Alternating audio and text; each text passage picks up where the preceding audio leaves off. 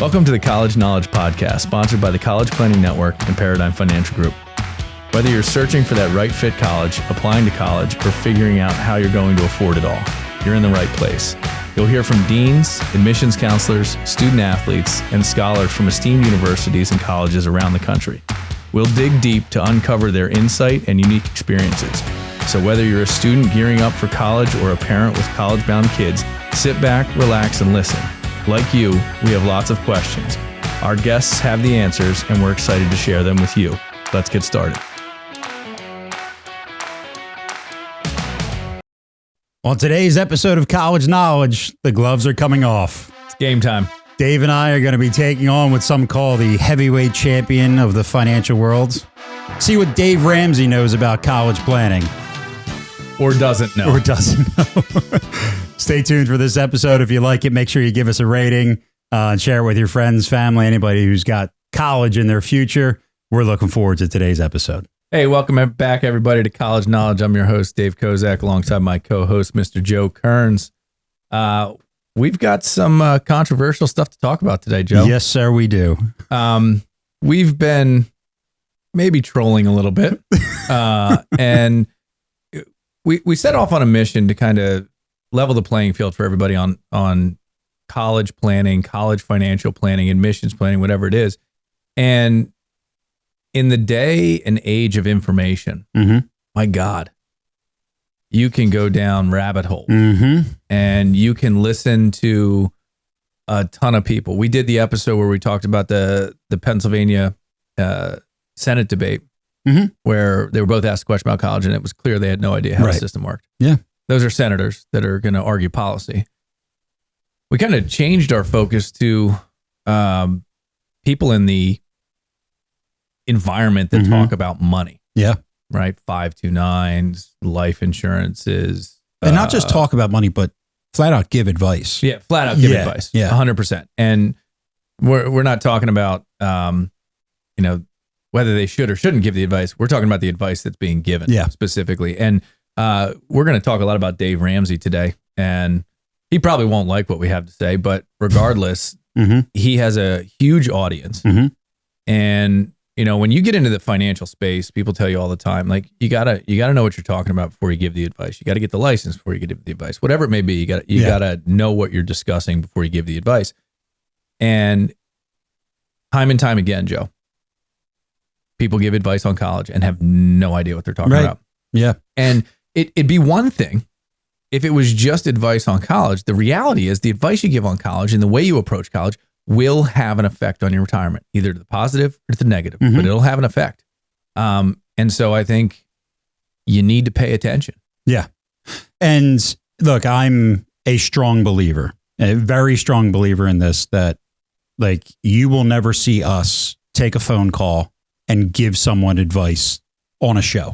Won't happen. I always take issue with that, because if I'm going to focus on the minute problem, like, hey, what vehicle should I use to save for 529s? It's like, I don't know, guys. I only have about 50 to 60 questions that I have to ask before I can even ethically give you the proper answer. Yep. So there, right away, like and these are all essentially clips that we found on YouTube. Yep. Some of these you're seeing for the first time. So it's going to be a real reaction. There will be some serious reactions coming from me. And I'll kind of bring them up and we'll talk. But this is, you see how many people watch this, and that there are people that follow Dave Ramsey and they are listening to what he says, and I have to say what he says and apply it to my situation. Yep. I cannot disagree with that premise. Like, that is to me the opposite of good financial planning. Yep. So agreed. And the advice given, and Joe's talking about the questions we ask before we can give advice. Yeah. There are more questions than answers that come from us. And the reality to financial planning, to college planning, to strategic business planning, to family planning, to any of it, you have to define the outcome desired and anything that outcome would touch and the outcome of those things it touches before you back into how you get there. Right. And I think that's the point we try and make about college all the time, is that while it is an isolated thing, it touches so many parts of your financial picture. Whether you have to steal from your retirement, whether you have to pause putting into your retirement, whether it's the amount of money you have to spend to get your children to college, there are countless questions that must be answered prior to giving the advice in this arena. Yeah, absolutely. So roll the tape. Yeah, and of course, as soon as I went to hit play, all the videos just went away. So I might need a second here. All right. So I can go back on my dissertation then. Just to give you a perspective, Joe and I, this is our life's work, right? College planning and the financial and strategic planning around college, retirement, wealth transfer, business succession, all that stuff. It's what we do every single day. It's what we get into, right?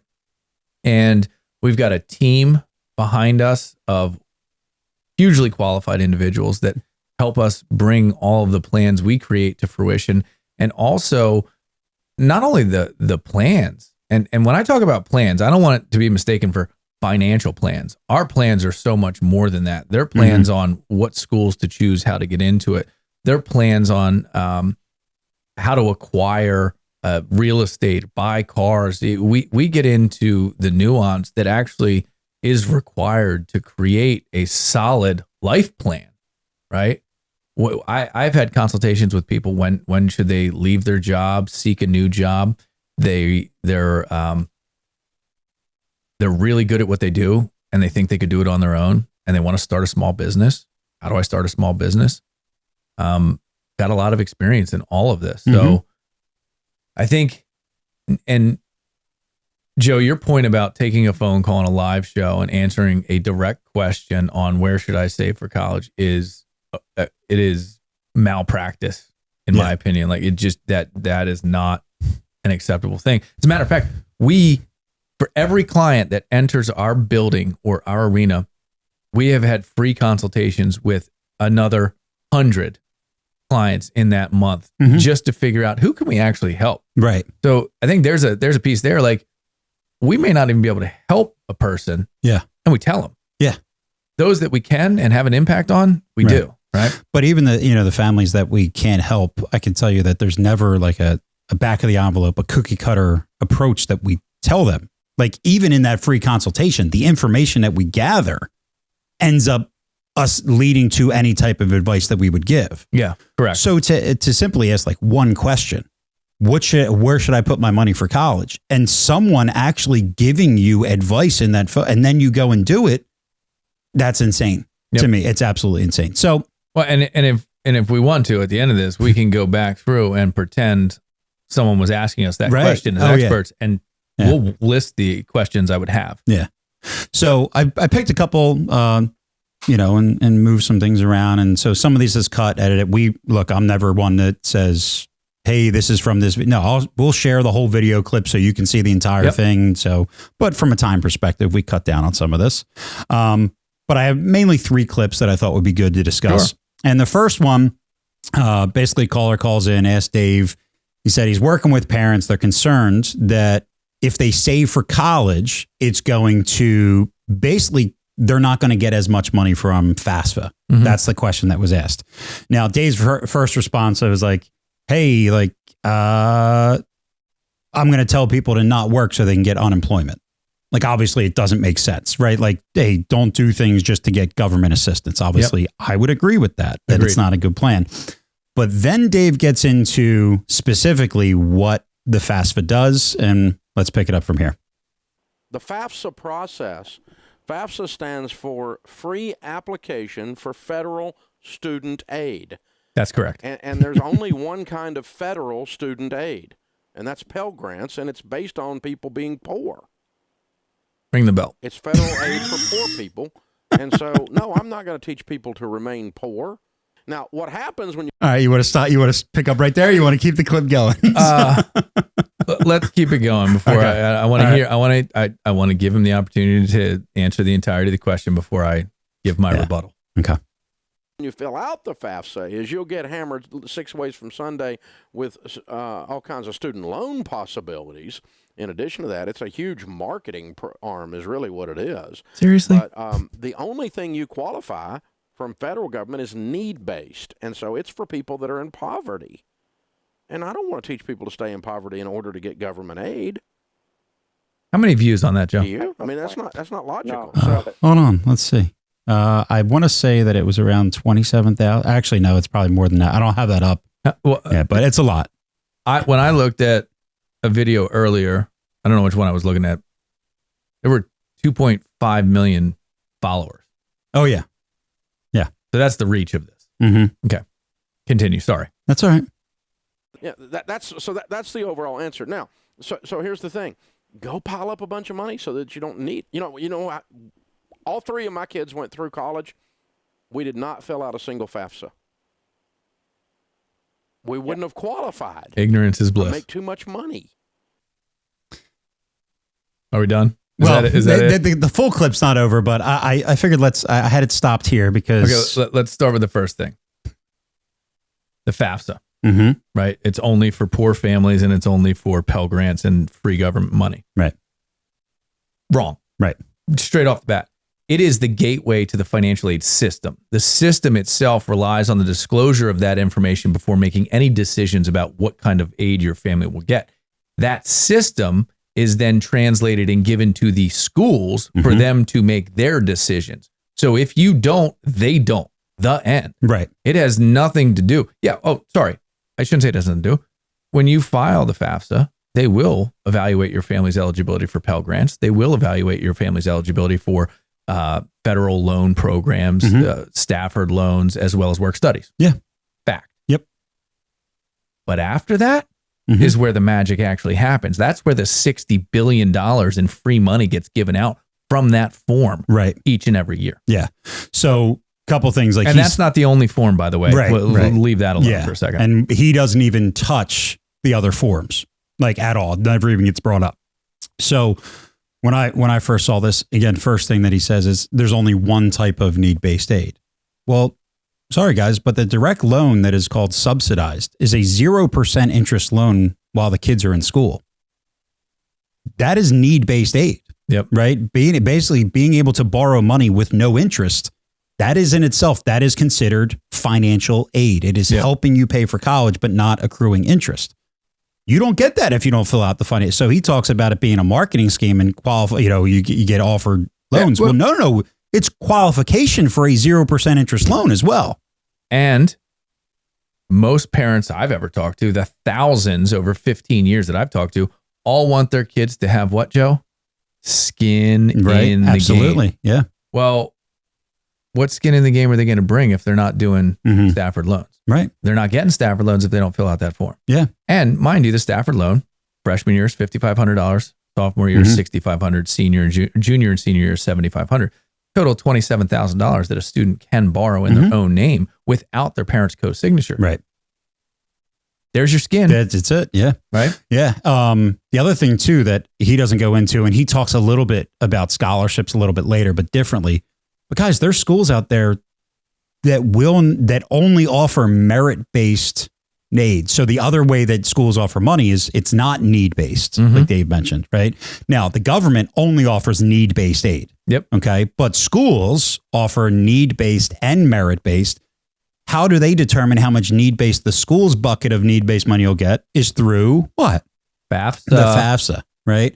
Now, there's schools also that'll say, well, essentially, if you don't fill out the FAFSA, you're basically telling us one thing. You'll pay full price. Yep. If you fill out the FAFSA, well, you're essentially telling the school, well, we would like some money. Yep. Some schools don't give out merit-based money unless you fill it out. So you could have two families that make $500,000 a year.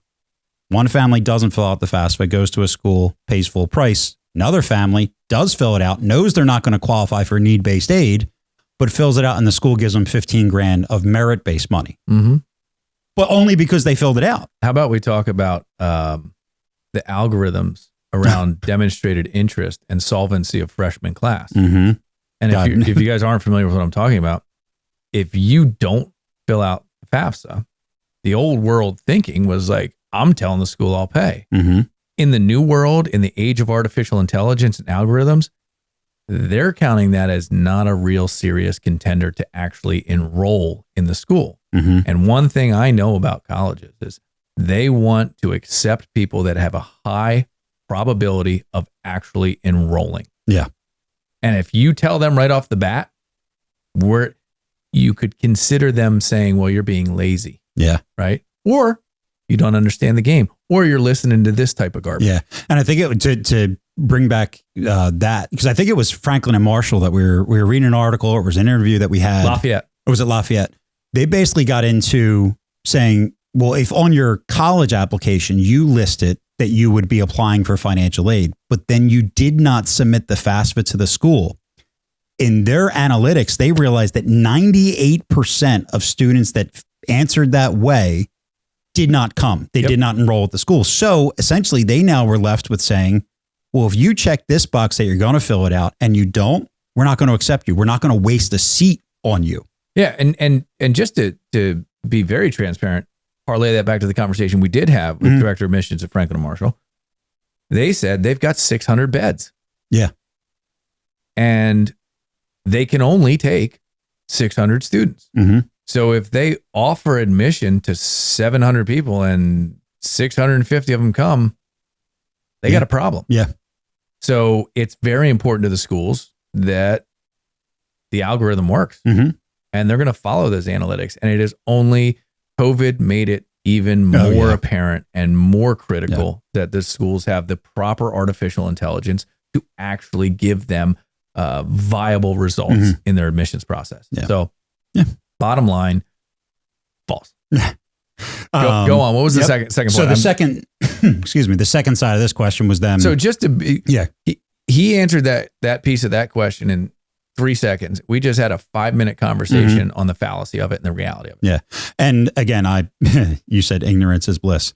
You're sitting here giving advice to people on what to do when then you end up saying, I got 3 kids. We never filled it out. Because you have that much money, you just pay for it. It doesn't matter to you. What if you might have filled it out and been offered a loan? You could have said no, but what if filling it out got you an extra $5,000 per year per kid? Is Dave Ramsey going to tell you that money wouldn't have grown to be, I don't know how much money, as you'll hear some of these later clips, everybody put a pin in that one on the $5,000 in grant, scholarship, whatever you could have gotten had you filled the form out. Put a pin in it. We'll bring it back later. All right. So anyway, then the caller says, okay, great. Great information. Some of the parents, they only have a couple years left. And that's where essentially the fear is that they're feeling like they're late in the game. They got to start really saving and we're going to be disqualified from the FAFSA. And here's Dave's response. But if their income is high, they're not going to qualify anyway. Right. And so, I mean, if they're sitting there on a $100,000 household income, you're not going to get a Pell Grant. Oh, when was that? So, all the other aid is scholarship. Yeah, every other piece of aid is one of 3 types of scholarships: athletic, academic, or character-based type scholarships. So your church has one for $1,000, or the Kiwanis Club has a $250 scholarship, and you write an essay and you say why you want to change the world, and they award you the scholarship. That kind of a scholarship, and there's hundreds of thousands of dollars of that stuff out there to scratch around. But there's only one need. Well, I mean, there's probably some private need-based scholarships by some foundations here or there, but the primary need-based would be Pell Grants with the federal government. But if you make a good income and you own a nice home, you don't qualify for Pell, even if you got no money saved for college. I can't listen. If you didn't see me seething, I was seething. I know. So, all right, let's break this down. Couple things, right? He mentions that there's other types of scholarships, and there's only 3 ways that schools give that money out. Again, what he's talking about is merit-based.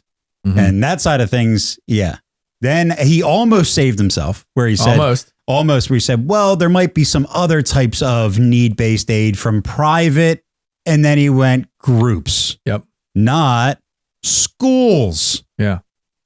Guys, financial aid. Well, hold on. Can we just... Let's go to the $100,000 income family that doesn't qualify. And I actually have some numbers here. Show me a $100,000 income family, and I'll show you a nearly free education. Yeah. So, and because he does, and I'm going to get ahead of myself a little bit here, but number one, guys, when you look at all financial aid that was given to undergrads last year, I believe the number is $178 billion. Okay.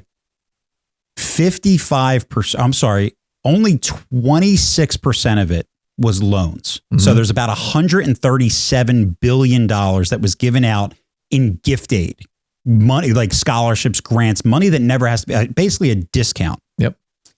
55% of all of that gift aid came from colleges, institutional money. The institutions themselves. Right? The Pell Grant only made up about 20%. So what he's talking about here is, hey, don't do this because you'll miss out, or you're only going to qualify for 20% of a $135 billion pie. He's wrong. He's just totally missing what institutional money is and how that is the majority of money that's given to families and makes college more affordable than what the federal government does. Yep. So we go through how the system works and an EFC and things like that. So I heard you have $100,000. He also mentions, hey, if you live in a nice house, you're not going to qualify for the Pell Grant. Okay, time out. Define for me what a nice house is, Joe. Well, that's, I don't know, Dave, but where I was going is that. And if I have, let's just argue a nice house costs $500,000. Sure. Okay. Yep. And I go to a bank and I say, hey, Mr. Banker, I want to buy this house. Mm-hmm. And the banker says, perfect. Do you want a mortgage? And I say, yes, sir, I do want a mortgage. And he says, how long do you want that mortgage for? I say, 30 years. Yep. And he says, all right, you owe me $100,000. Okay. Mm-hmm. So I own a $500,000 house, but I only own $100,000 of that house. Right. You only have that much equity. I'm just making sure I know. Yeah. But on paper, I own a nice house. Mm-hmm. That right there disqualifies me from financial aid.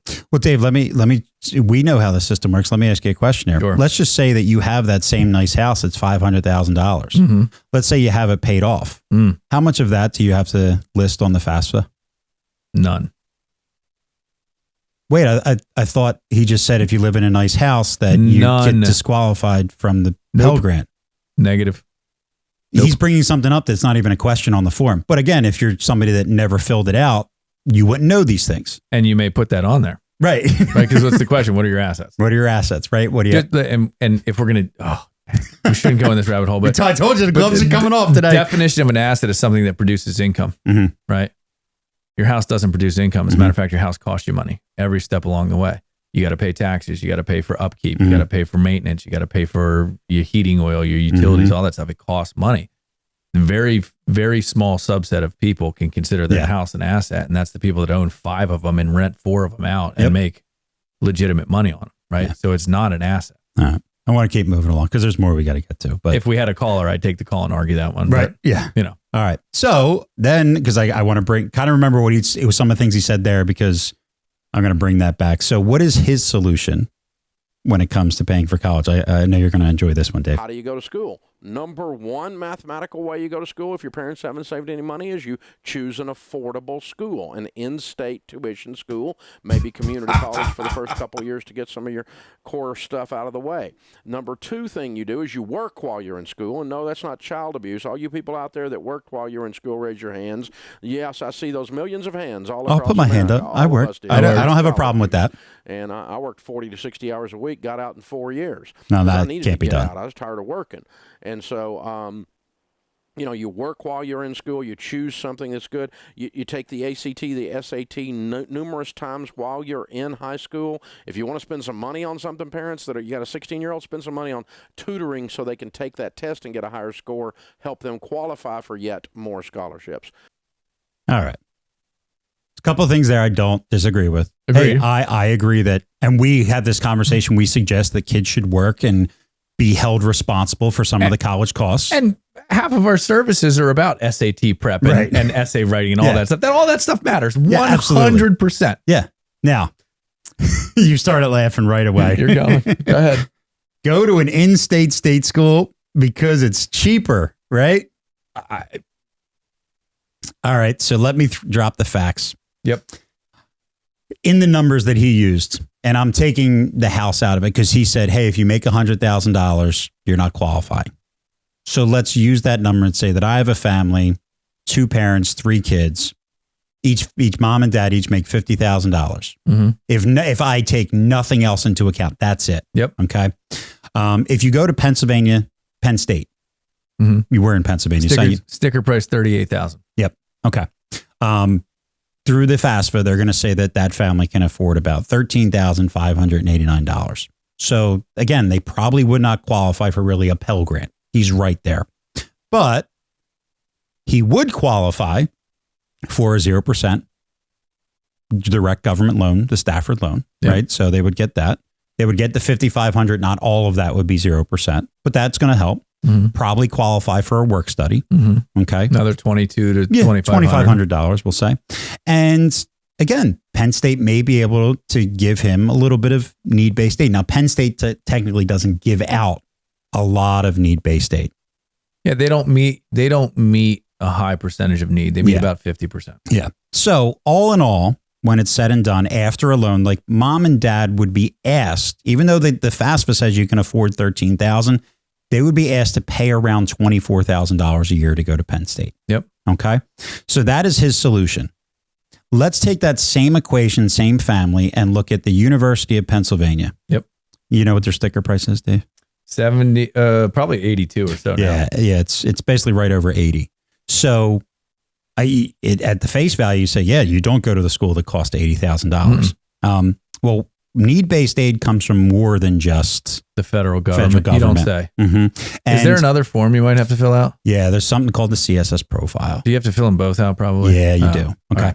Right. So you take the CSS profile, the FAFSA, you send it to University of Pennsylvania, your kid gets accepted. Now, he mentions the other types, the only ways schools give money out is that athletic, academic, or character-based. How much of that merit-based money does University of Pennsylvania give out every year, Dave? $0. $0. Not a dollar of merit money comes from an Ivy League school. Okay.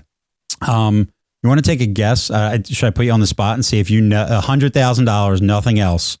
What would the family be asked to pay at UPenn? $8,000. I got it at $9,400. $9,400. Right.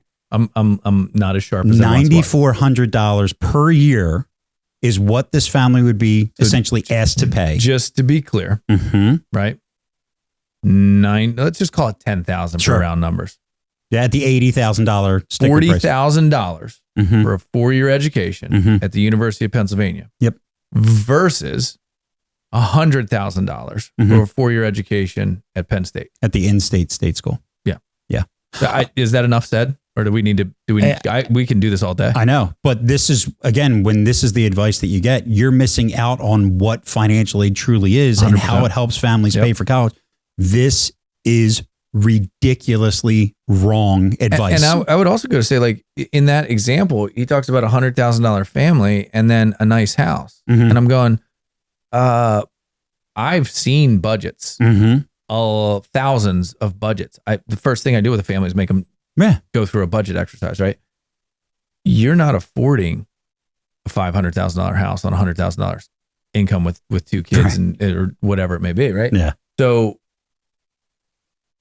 what is the real value of that house? What is the real cash flow situation in that family? Questions beyond questions would come at the moment to try and give that advice. But the overall message is 100% wrong. Yeah. Yeah. All right. So different clip, different caller. Here we go. Different topic. This one got brought up. Woman called in and basically said, hey, I'm about to have a baby. Yeah. I would like to start saving for college. It's important to us. First of all, commend her. Yeah, absolutely. That it's on her mind and, great. But then said the question was basically, is there any other type of vehicle that I can invest in outside of a 529 or what they call an ESA, a education savings account, which also known the Coverdell IRA or education IRA was what it used to be called. Got sort of replaced by the 529. So, and they're similar but different. Like again, there's different. Let's listen to it and then we'll get into the discourse on it. All right, so let's hear his answer to this question. No, there isn't, because the only one that grows tax-free is the ESA or the 529. They're basically a Roth IRA. So here's your numbers, okay? If you put in $2,000 a year for 18 years, you put in $36,000. If that grows at a typical mutual fund rate, 18 years later, that $36,000 will have grown to over $128,000. So you have roughly $100,000 worth of growth in that account that is going to be taxable if it's in a different kind of account. And so this is a $25,000 to $30,000 discussion we're having. I'm confused Yeah. and appalled, but I don't understand the $30,000 discussion we're having. That last statement, I don't even get. I don't even get what he was trying to say What I think he's saying is that, well, if you save $2,000 a year for 18 years, you've saved $36,000. It's only it's a $36,000 discussion. In other words, he's saying you put $2,000 a year. Hey, 18 years later, you're going to have $128,000. $100,000 worth of growth. You're fine. That's all. So all you really have to worry about is the $36,000 you got to put in over 18 years. Got it. Yeah, my head wanted to bang against the desk reading this. So let me I'm going to bust out a little rule. Here's a little thing called the rule of 72, right? Dave uses this. The rule of 72 essentially is that whatever interest, 72 divided by whatever interest rate you're getting in return is the amount of time it takes to double your money. So general rule of thumb, you get a 7% rate of return. Every 10 years, you double your money, right? Very simple. If you get a 10% rate of return, every 7 years, you double your money. The rule is 72. Now, it's 10.01, whatever it is, right? But the idea that I'm going to put in $2,000 a year over 18 years, and I'm going to get the growth on the last dollar I put in the same as I'm going to get the growth on the first dollar I put in is ridiculous, right? So if I put $2,000 in an account today and I got a 7% rate of return, every 10 years, I double my money. So I'd turn 2,000 to 4,000. I'd turn 4,000 to 8,000. Right. The end. Yep. Now, if I put 2,000 in year one and I waited 10 years on a 7% rate of return, I'd have 8,000. And if I put $2,000 in at that point, I'd have 4,000. If I put 2,000 in at that point, I'd have another 4,000 plus the growth on the first four, right? Which would arguably 8, giving me a total of how much? $12,000, right? Now, where I do like a 529 or a account like this is drop 50,000 in. Oh wait, that's the next clip. Oh, sorry. Okay, sorry, can't do it. No, we'll talk about it. But yeah, if you got 50,000 sitting around, drop it in, let it grow for 18 years. Right. But now, what he said doesn't it doesn't work that way. Right. I basically, again, I ran the numbers, did the math. And so if you were to put $2,000 a year, okay, and expect that you're going to have about $130,000, you need to get a 14% return every single year. And it never is below 14. You have to say, hey, where can I get that guaranteed 14% return every single year? That doesn't exist now. And just to tell you, like, before your kid's born, you put 2,000 in. The next year you put 2,000 in, they're 1 year old. The next year you put 2,000 in, they're 2 years old, so on and so forth. Each year you get less time to build the asset, right? So money doesn't work the way he just... Yeah. And again, it's kind of what he's doing is saying like that rule 72. And the other piece that he's saying is like, oh, well, if you look at the average mutual fund does a 10% return each year. So if you put this money in, that's what you're going to get. That's not how it works. It's just not. So when I basically took a pretty aggressive mutual fund, their returns for the past 18 years, hey, let's look at historical performances here. And I love this mutual fund we did it on. Like I've got no problem with the Growth Fund of America. So number one, if you put in $2,000 per year, okay, you would have put in $36,000.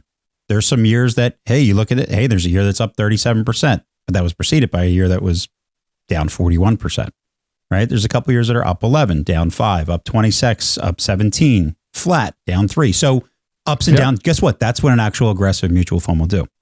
So $2,000 a year. Also, just to be clear, like to get the type of gain that you're talking about, you have to be, and listen, mutual funds as a general premise aren't the most aggressive. Buying singular stocks is the most aggressive model, but a mutual fund is trying to balance some risk out there. It has to perform in a repeatable and predictable fashion, and they don't. Is the point. They just don't. So basically, hey, we're in December. So what I did was say, hey, let's just say that this was a real world situation that somebody put, say, their year end bonus, $2,000 of that away every December, 18 years ago. What would their account balance be today? Well, we're in a down year this year, right?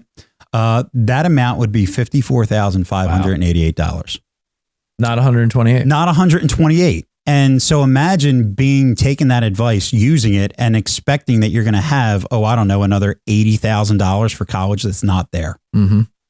It's just, how do you actually ethically come up with these numbers and give this advice? It's not real. Nope. So it's now a little nuts. Going on that rule of 72, talk about what Dave was talking about is if you put 36,000 in today. Correct. And you got a 7% compounding rate of return each year, you would 36. Let's just use round numbers because I'm a little bit slow today. Let's use 30. In 10 years, you'd have 60. 10 years after that, you'd have 120. That's how it would work. But you don't get that when you're only putting 2,000 in each and every year. Right.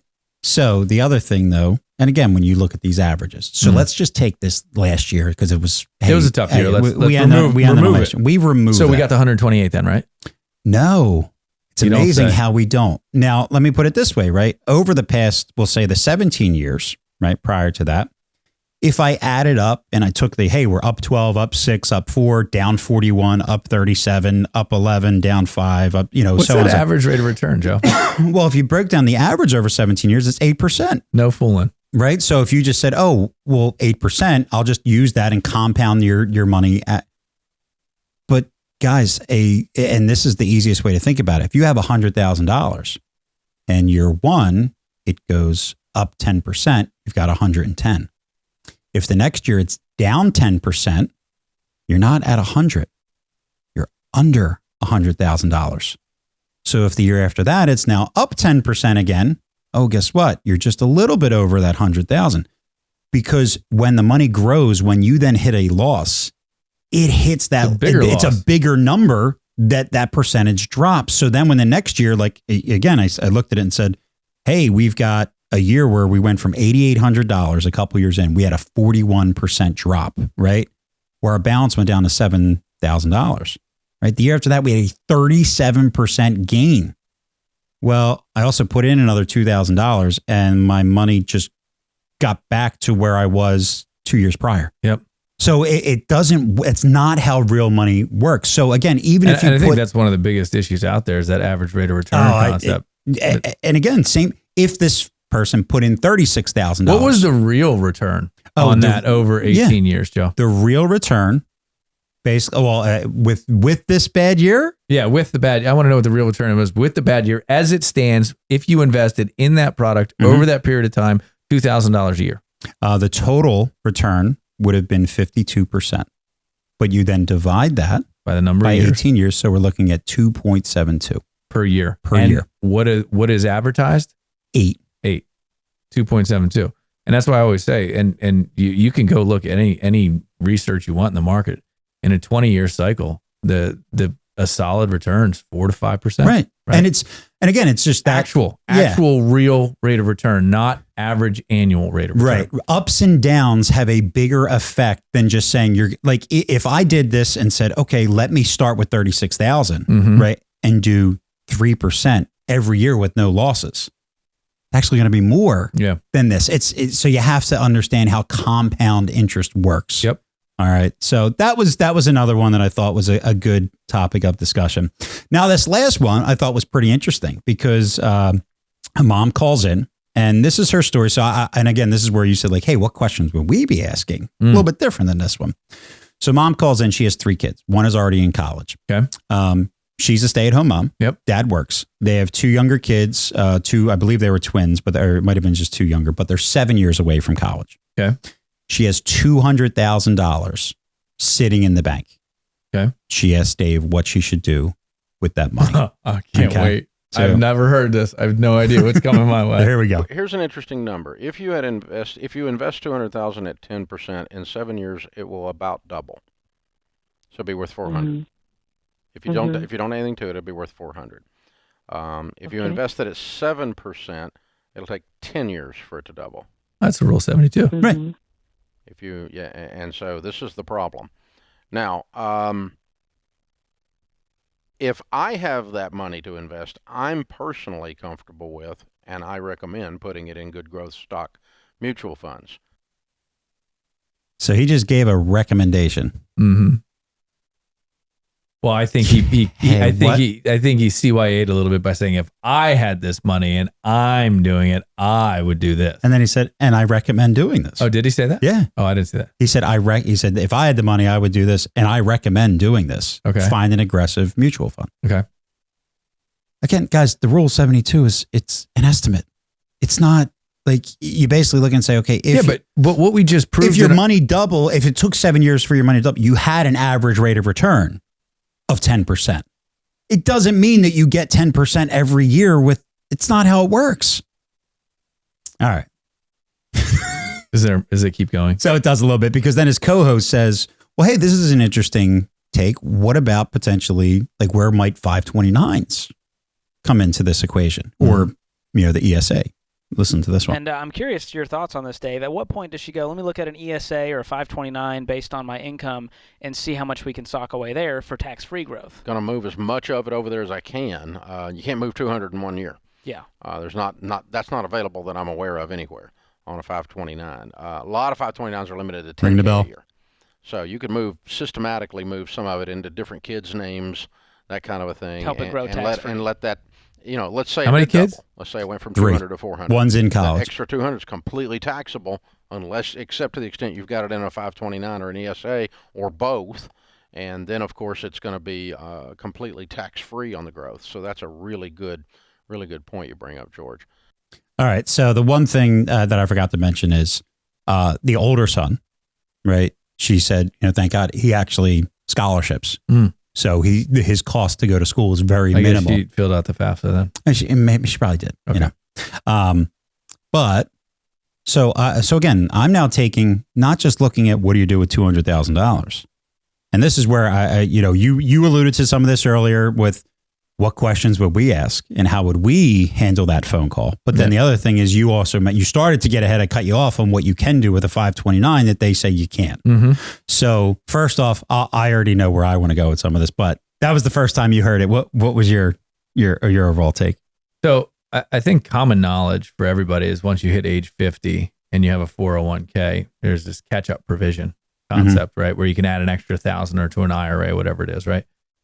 Well, in college planning in the 529, there's a 5-year catch-up provision you can put money into. So you can gift the money based on a 5-year clip. Now, you won't be able to put any more in over those 5 years unless they raise the limit, which, Joe, do they ever raise the limit? It seems like every year they seem to raise every it. single year, right? So it used to be 75,000. Now it's 81,000. I think you can do over 5 years into the 529. Still don't like it, but yeah, I could shelter that money in a 529, or I could get it into a 529. Especially with 3 kids. Yeah. Right. $80,000 a pop, 200,000. You do the math. Right. But there's one more aspect to that. The contribution limit for that 5-year essentially dump in, it's up to the gift tax exclusion that you mentioned, but that's per donor, per beneficiary. Yeah, correct. So now you say, well, mom can put $80,000. Dad can put $80,000, but that's just one kid. Yep. So when he says you can't move to, yes, you can. Certainly can. Right? And I'm not saying that is the way to go here, right? Like that. I mean, there's so many other questions. Thank you. Jinx. Well, look, you got, would you want to put that much money into a vehicle that, let's just sit back and say, well, your oldest son got scholarship. Why would you potentially put money? Do you want to use it for more estate planning purposes for grandkids? Like, okay, like again, further Let's questions. have different conversations. Right. But well, what if you do put this $200,000 into a 529 and let's just say that it does double and it grows to 400,000 and now both your younger kids get the same scholarships? Now what? Right now, if you want to take that money out, that extra $200,000 of growth. And what was the 200,000 for? Did she say in the beginning and I missed it? Where like she said they had set that aside for the kids' college. There was a question that was I skipped over it. All right, so it's all good. I just want to make sure that was the purpose. Yeah, she said I have $200,000 that's set aside for our 2 younger children. My first follow-up question to that woman that said that we set this aside, I would say, well, if you didn't spend it, would you like to keep it? If college didn't cost that much, do you want it? Well, let's figure it out if we can do that first. Yeah. Right. I mean, that's just a simple. Yeah. I mean, and is this just for undergrad? What do you want to do for grad school? Do you want this money to be there? Is grad school a possibility? Yeah. If you don't spend it today and we take that simple metric of growth that we're talking about, you don't spend it on college, which is pending, right? It's now and in 7 years, and it grows for the next 20 years. Let's pick your law rule of 72 to use. I would say use 4, which is 18 years to double your money, but that's me being conservative, which I think planning should be conservative, or at least accurate. Yeah. Right? How many times could you double if you didn't have to spend that $200,000? Could you double it 3 times? Could you double it 4 times? And what period of time do you need it? If you're able to just piece off 200,000, let's do some real critical planning on that. Yeah. Right. As opposed to putting in a vehicle that to undo is taxed and penalized. Right. And it's income taxed. It's not just capital gains tax. Yeah. Yeah. I mean, there would be so many other questions, obviously. You know, it's, hey, you're not working. The husband is. What kind of income does he have? Right. What schools are we What's the potentially security of the looking at? job? Is there upward mobility? How many places does he expect to go? Is he next in line for promotion? What's his bonus look like? Is that a reliable thing? Is it a non-reliable thing? Is the company publicly traded? Are there restricted stock units? Are there other investment options? I could go on in 7 seconds. I just rattled off 15 questions that I must have answers to before I even try and figure out what to do. And I'll keep it going. Okay, you have 200,000 here. What other liquid assets do you have? What other expenses do you have on the near-term horizon? What's the outside academic of college? performance of your kids in high school? Your 2 twins, or the ones that are 7 years apart. Do they perform well? Are they engaged students? Do they test well? Have they taken statewide tests? How are they performing? Do you see them? Does one of them going to wrench on cars, and the other one's going to be a neurosurgeon? God, I almost couldn't get that one out. My brain's running faster than my mouth right now. Yeah. I mean, geez. Yeah. And so, I mean, there's so much that would go towards that family. And to, again, basically have one of 2 options recommended, being 529 or just typical mutual funds. Yeah. There's a little bit without more, even a question of risk, time horizon, and all that. Like, let's just have a conversation real quick on time horizon, right? Because what was recommended was growth mutual funds for 7 years. For 7 years. Yeah. Not suitable. Right. I don't find that to be a viable investment strategy for that. You tell me that, 50,000 of it could be 15 years, and 50,000 of it I need in the next 7 years, and 50,000 of it I need in the next 4 years, and 50. Okay, now I can create something, but to just arbitrarily say that, yeah, and 2.5 million people are listening, right? Yeah, but we hope someday we get there, Joe. I know. So to bring this all back, because Dave's using this, not you, Dave, and Dave are both out in this rule of 72. So bring it back. Yeah, hold on. Yeah, the rule of 72 is just a mathematical formula that tells you what happens if you get that. But unless you're buying a CD or you're buying a fixed index or fixed annuity, like there's not a lot of things out there you can buy with a guaranteed rate of return. Right. Yeah. So to bring it full circle, go back to the FAFSA. Dave did not fill out his FAFSA 3 kids. Let's just say that if he did, hypothetically, I know this is so hypothetical, but if he did, he somehow, let's just say that he wanted his kids to have a little bit of skin in the game. Yeah. And so let's just say that it ended up being filling out the financial aid forms, not even merit-based aid, but money that he didn't have to pay out of pocket. Yep. Ended up being $5,000 a year per child. Yeah. Right. So each kid goes to school for 4 years. So that's $20,000 per kid. I'm going to let you get away with the 4-year thing. But go ahead. Yeah. Multiplied by, it's a lot easier to graduate in 4 years when you don't force your kids to go to a certain institution based on their sticker price.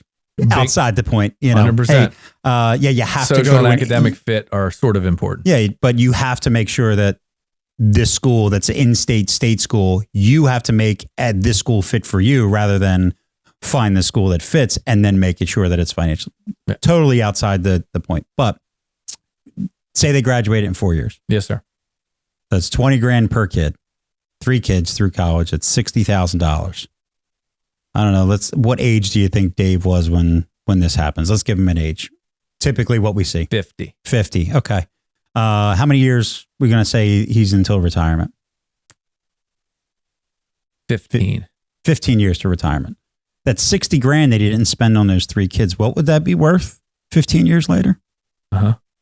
What's the rule 72 on that one? Yeah. Take your pick. You want to double it at 5%, 15 years. You want to double it at 7%, 10%. Like you can do the math. So let's just say we used this math. It was aggressively invested. It got that 10%, yeah. right? So it doubled every 7 years. So it was 600 became 120 7 years later. And then 7 years after that, 14 years, the 120 became 240,000. Mm-hmm. So I don't know, just hypothetically, if maybe filling out the FAFSA and using his own math against him here could have gotten you an extra $240,000 at retirement, you think it might be worth to go through this college planning thing the right way? Just, Agreed. yeah, I don't know. Yeah. So that was all. And again, he's not the only one that speaks this 100% language incorrectly. I think a lot of it is, without a doubt, we've talked about the social fit, the academic fit, but you say, yeah, I got to go to school that's my kids enjoy being at. It's the right environment. It's in a city or whatever type of place that they want to be, right? How far away from home do you want? Got the program, the teaching, the class size is right. But the financial one is the one that is always, without a doubt, the most misunderstood.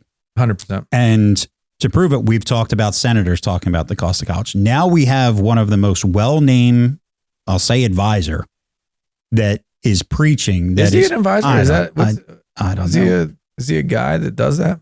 I mean, if he's recommending to buy into a growth mutual fund, I guess. But I just look at that and say, this is what people are getting. And it's like you mentioned, it's scary when there's so much chatter. And obviously you hear something like this and you think he's right. That's the way it is. I'm not going to fill out Dave Ramsey said not to fill out the FAFSA. Yeah. I wrote a book, The 5 Keys to Winning in the College Game. You can get it at elitecollegiateplanning.com. And one of the things I talk about is avoid the noise, because the noise is prevalent. You hear all of this stuff. And if you don't understand how this game is played or how this works for your family, your situation, and what your outcome desires are, you're going about it the wrong way. And it is a big deal. And, I was combative during this, and I'm kind of sad going out of it. Mm-hmm. Like our voice isn't loud enough. And unfortunately, the voice that most people hear is the one that has no idea what they're talking about. And this is a microcosm of financial services, but man, it is a perfect example, the epitome of what happens in financial services. Yeah. Like not just for college, for retirement, estate planning, wealth transfer, succession planning, and business, you name it. It's all. Well, I mean, I just did those numbers, $5,000 a year for 3 kids. It's potentially a 240. Guess what? There's a lot of people that make mistakes, like taking advice like this. Mm-hmm. We mentioned the Penn versus Penn State. Yep. 10,000 versus 25,000. So if you take the advice, you go to the in-state state school. Well, if you didn't fill out the FAFSA, you don't get any of that need-based aid. So the cost now actually went up to $38,000. But let's just say you do it. Well, even if you just ignored a University of Pennsylvania, right? You're now talking about $15,000 per year that family could have overpaid for college. If you got 3 kids, you make that same mistake for all 3 kids. Now think we did with $5,000 a year for 3 kids was a $240,000 difference at retirement.